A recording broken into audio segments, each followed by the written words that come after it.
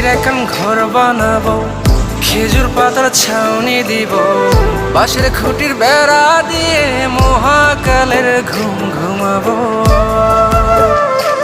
আমি মাটির এখন ঘর বানাবো, খেজুর পাতার ছাউনি দিব, বাঁশের খুঁটির বেড়া দিয়ে মহাকালের ঘুম ঘুমাবো। আরে সাদা কাপড় পয়রায় আমি গান গাইব আকাশ চুমি, ওপারেতে ঢুল পিটিয়ে আমার বিয়ের দাওয়াত দিব।